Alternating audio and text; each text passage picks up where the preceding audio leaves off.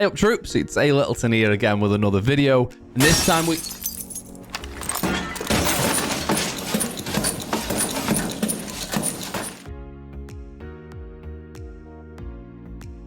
That was close.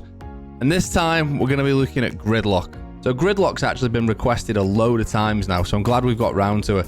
Unlike most people, I actually really enjoy playing Gridlock, and I do it quite often actually. She's been buffed recently, so she's now got 4 of the track stingers she can throw down, the canister type things.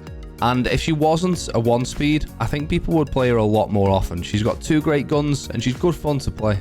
So just before we get started then, apologies for the slower upload speed over the last sort of 2 or 3 weeks. Obviously I had COVID a few weeks ago, we're over that now, we're all good on that front. But I've had PC problems on my main gaming PC for probably at least 2 months. That all came to a head last week where I couldn't even turn it on at one point. I've now got a new PC and we're back on track, so thanks for your patience. We'll stick to the same format as always. You've probably had enough of me waffling on, I certainly have. Let's get stuck into it. So let's get started with Gridlock's loadout then. If we start with the primary weapons, Gridlock can use either the F90 or the M249. Now, there's a really good argument to be had here because the F90 is actually a really good gun. If the F90 was on any other operator on attack, people would be thinking it's unreal. However, the M249, there's a really good case to be made for this as well. I think the difficult thing or the decision that you've got to make here is between fire rate and damage. The fire rate of the F90 is 130 more than the M249, but it's also 10 damage less. So if you're hitting your shots consistently, you probably want to go with the M249. The beauty of the M249 as well, of course, is the capacity at 60 rounds. And bear in mind, as you can see on the side of the gun there, it's just a standard magazine to reload as well. It's not like Finker's or Sophia's LMG that takes a week to reload. It just reloads like any other normal AR. But you get those 60 rounds, which is really helpful. You can also have the 1.5 scope, which I absolutely love. You can have every scope on this gun, but I really like the 1.5 on there. On the F90, you can only have up to the 2x. So you go from hollow 1x straight up to 2x. There's no 1.5. Both of these primaries are really good, and it's up to you which one you want to use, really. When it comes to secondary, again, there's another good conversation to be had. You can never discount the use of a Gon 6 to get rid of a Maestro camera, or to get rid of a Maestro camera, or to get rid of a Melusi Banshee, or a Castle Barricade, or whatever it might be. I actually personally run the Super Shorty because I enjoy being able to make rotates, being able to open multiple hatches, being able to open multiple lines of sight. But if you were to say to me, I run the Gon 6 instead of the Super Shorty, I don't think that's a bad idea. When it comes to smokes or breaching charges, it completely depends on the side that you're attacking. If you want to be making vertical angles, you probably want to take the Super Shorty and a breaching charge, and you're sort of a B-Tech buck as such. But if you're pushing and you want to get an early plant down, or you know you're going to have to burn ADS for your team, you want to take smoke. So both of the secondary gadgets could be argued that they're good to use. Both of the secondary weapons could be argued that they're good to use, and both of the primary weapons could be argued they're good to use. She's got a really diverse loadout that can do multiple jobs. For me, I use the M249, Super Shorty, and smokes. So let's get started with the basics of Gridlock's utility. Gridlock has access to these, which are called track stingers. They are sort of flank denial, area denial type gadgets, and I'll show you how they work now. Now, just do pay attention here because there is an exact science to how the track stingers work. I'll throw it on the floor, we'll watch the pattern, and then I'll try and explain it to you. So you've got your center stinger, the pattern around the edge, and then the pattern around the edge of that as well. So, how these work. The center stinger gets deployed initially, and there's a circle of 6 that goes around the middle of the center stinger, which is this sort of second circle that you can see here. On the edge of the second circle is the outer circle. Each one of these second circle stingers spits out 2 tracks. So you can see the tracks that are linked to the inner circle stinger, if you will. And each one of those spits out 2. If the area is big enough, like this area is here, you'll have a total of 19 stingers. If you go into an area which isn't big enough, or you throw them at a wall, it will try and deploy you, but you'll see here, if I throw them at this wall, you'll see what happens. It'll try and deploy the stingers in the circle, but it can't go behind. And as you can see, the outer ring will then spit 2 out as well. And you end up with a pattern like this, which is exactly the same pattern, but just half of what we've got this side. If the area that the stingers are trying to branch into is not big enough, they'll make sort of little mini stingers, and if it's not big enough for a little mini stinger, they just won't appear there at all. So this is your full pattern. When an enemy walks across one of the stingers, it's going to cost them 10 damage. So it's going to take, you know, quite a bit of walking across the stingers to kill an enemy, but it's not there really to kill anyone. It's there to just deny an area. So yeah, that's the pattern. I'll go through it again. Your center stinger, your second ring of 6. Each one of those 6 on the second ring then gives out 2 as well, giving you a total of 19. It takes 8 seconds for the stingers to fully deploy, and that's the pattern that you end up with. So when it comes to playing off the tracks, then it's not like Nomad where you're waiting for a sound command. What you're going to have to do is listen for one of 2 things. When an enemy steps on a trax, or a track, singular, you will get a sort of a sound command that the enemy's in pain. A bit like when you've downed an enemy. So it's, I'll do an impression. It's like the that type of thing. Yes, I am available for voice acting if need be. So yeah, you're going to get that sound command. You're also going to hear mainly either an impact, destroy the tracks, a C4 if someone really wants to get rid of them, or the classic sound of someone making a path all the way through the tracks. And you're going to hear single shot, sort of single fire shots to get rid of the tracks. That's when you know someone's going through, and that's when you need to pay attention that someone's probably on the flank. Again, I said this on the Nomad video, these do not replace a drone. A drone will always give you the best information, but they do help to hold the flank down, obviously. Just so you can see, these can be placed on uneven surfaces like stairs. The area here isn't very wide at all, but you'll see that it'll still do the outer circle, and then each track will still spit 2 out, just like this. So they can still be placed on stairs, it doesn't have to be a flat surface. And one point of note, when it comes to countering the tracks, or if you're a defender, if someone throws tracks right at your feet, if you shoot the middle track straight away, or as soon as you can, once you've shot it, it'll stop the, you know, the sort of inner ring of 6, it'll stop that being produced. So if this gets... So it's made 3. Those 3 will still kick those other 2 out, but if you can destroy the middle track, it'll stop and stop it before it makes this ring of 6. And you can see here it's only made 3. The one that was going to go here, here, and here have not been produced because we shot the middle track. So when it comes, if someone throws one at your feet, make sure you shoot the middle one first. So just to prove a point, ADSs do not counter Gridlock's tracks. So just to show you how they can get countered by Wamai's disc, Wamai's magnet, they're going to get dragged up towards the magnet when you throw it. And as with anything like Wamai, it drops to the floor. They do still deploy, but because it's up against this wall here, the pattern is severely smaller than it would have been normally. So Wamai magnets do catch Gridlock's tracks.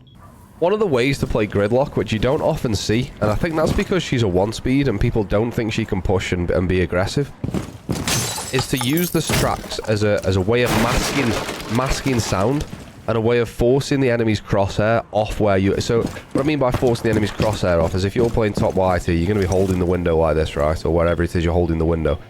What you can do when you throw the tracks is you force the enemy's crosshair down to shoot the tracks, and then you hop in, and their crosshair isn't where they want to be. But you can play super aggressive here. If you throw tracks in on white stairs like this, wait for the sound to mask it. ADS high up. At this point, they're either retreating to the top of white stairs, or they're shooting the tracks. Throw another one to the top of white stairs and push up.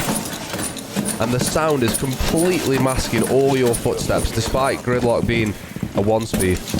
You can't even hear it now, and we're running around on our own. Like the footsteps are never going to be louder than for us, and we can hear how well it's masked. Throw that up there, couple that with the sound. We've got smoke here. Hey, boy.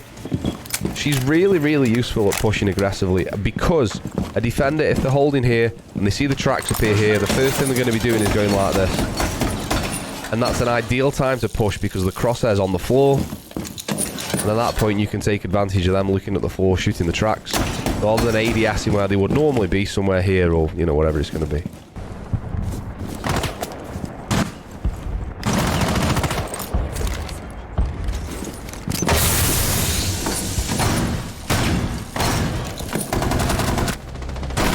So let's just use Oregon to show you how easily and quickly you can cut off flanks with Gridlock. We spawned here at the construction side of things.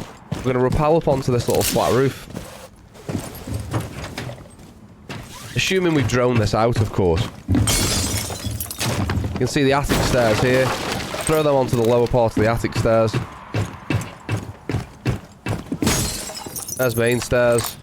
Right, there's your 2 main stairways apart from white. Completely cut off for roamers and flankers. Now, don't get me wrong, it's quite easy to counter these tracks and counter these stingers.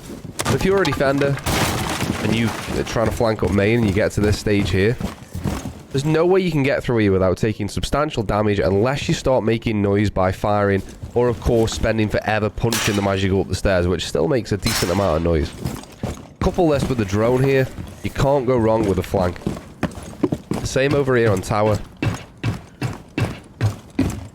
Hop in. You can see there, it's even come down the stairs a little bit.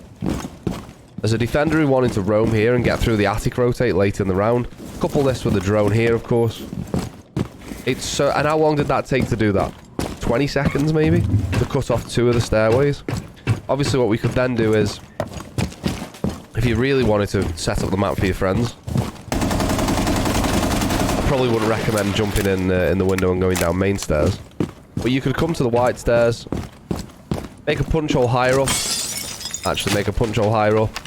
And throw one on the wide stairs as well. And that's probably taken 40 seconds of the round. And that's the 3 stairways causing problems for the defenders. It's so fast and she's so good. One of the really fun things I like to do with Gridlock is a sort of rush smoke plant. And you can do that really effectively because of the sound that she makes and the smokes that she has. Now this is usually best done with a Gon 6 here. I don't have a Gon 6 on me at the minute. Let's pretend I do. There's probably going to be an ADS or a 1 mile magnet on this door, and we want that to stop the smokes. So we burn that with the Gon 6. From here then we smoke deep right, smoke the door, throw a trax right, throw a trax middle, go wild, throw another one. And with all that commotion going on, you can get in here and plant. They won't even hear the plant whilst the tracks are going off. We can barely hear the plant ourselves. And the plant's gone down. From there, you know, you can choose what you want to do. Try and run out, hold the rotate, or get wildly aggressive and push around and get smoke.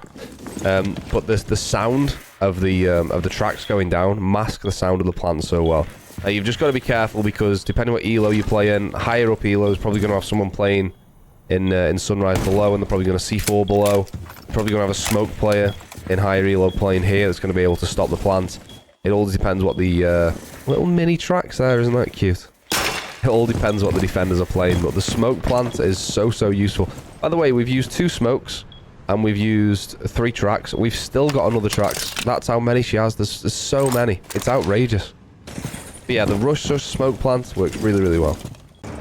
Don't forget to... That generator's loud, isn't it? I don't think we can shoot the generator, unfortunately. Or the aircon, or whatever this is. And don't forget to take advantage of the occasional drone hole. You can squeeze a trax through if the angle's right, but the vents on the roofs of a couple of maps are really useful, especially Coastline. That's going to go on to main stairs. We've then got the one over here on Cool Vibes. Let's throw a drone down so you can see it in action. I thought that drone was going to be a lot closer to where I threw that there. And we can throw the tracks down here as well, and that's the 2 stairways on Coastline dealt with. Oh, Andy, you absolute plonker. Right, I'm keeping that in, because, Luke, mistakes do happen. Alright. Don't throw it on the rim of the vent, whatever you do. So if we go to main stairs first, you can see there from that vent, that's completely cut off the main stairs. Again, team this up with a drone. Really good drone spot here is, if you jump up to the first little alcove, you can jump up to the third and get on top of this lamp. Or you can go across here and watch your main stairs there. And you've got Cool Vibes.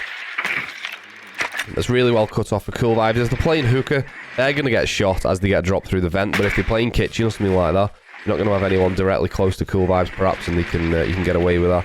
Good Cool Vibes drone spot, just on this little lamp here. I don't know why I'm showing you drone spots. This is a video about Gridlock, but there you go.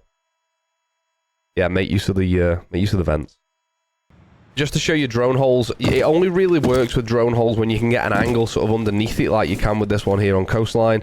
If you're lying prone next to a drone hole like this, the tracks don't work very well. You need to get the angle where you can sort of throw it upwards through there. It's still difficult to do, but it can work.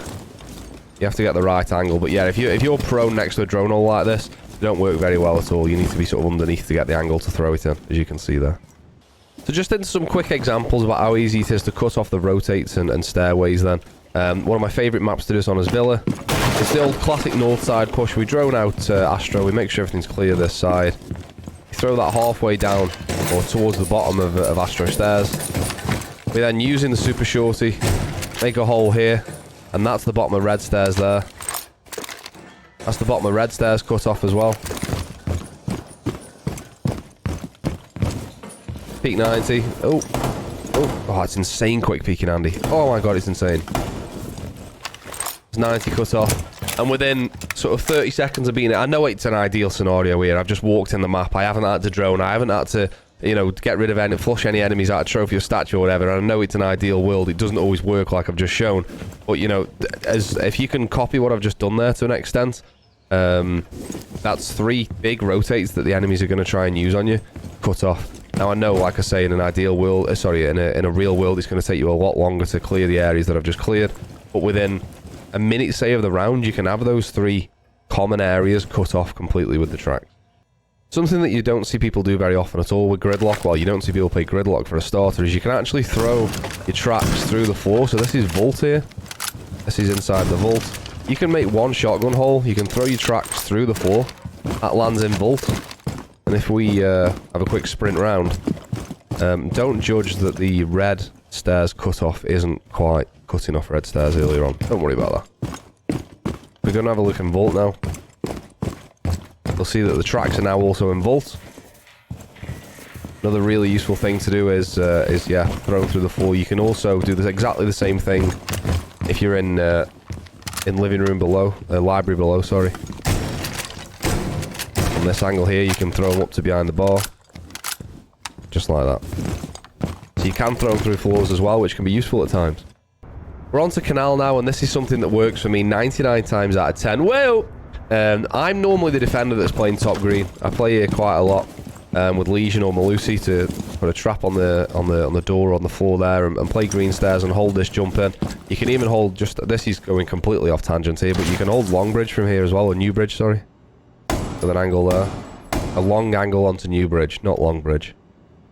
New angle onto long bridge? No, long angle onto new bridge from there. You get people popping their head over those flight cases trying to get a cheeky angle. But you can stop them with that. Anyway, why am I here? So, Kanal, when it comes to taking green, you remember earlier on when we were bottom wide stairs on Oregon and we said we wanted to try and get the defenders crosshair down on the floor to make them start shooting the tracks? It's exactly the same here. Throw the tracks over in this direction. Give it a minute or two. Well, a second or two. The enemy are now shooting the tracks. And that's when you hop in and take advantage of their crosshair going like this. Oh, I don't really fancy these being here. Let me just get rid of these. And at that point, big Gridders flies through the window. Big swinging. And destroys whoever it is top green. It works really well as a pushing mechanic.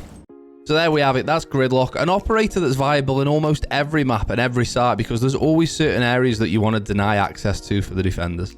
I said it at the beginning of the video, but if she wasn't a 1-speed, I think people would play her a lot more often. For those of you that don't know, I say this every time, but for those of you that don't know, I stream on Twitch 4 days a week, every Monday, Tuesday, Wednesday, and Friday. A load of you from YouTube have been over and said hello. It'd be good to have a few more of you over there. So go and follow it right now. Now. Thank you. So that's it for me on this one. I'll see you next time. Cheers.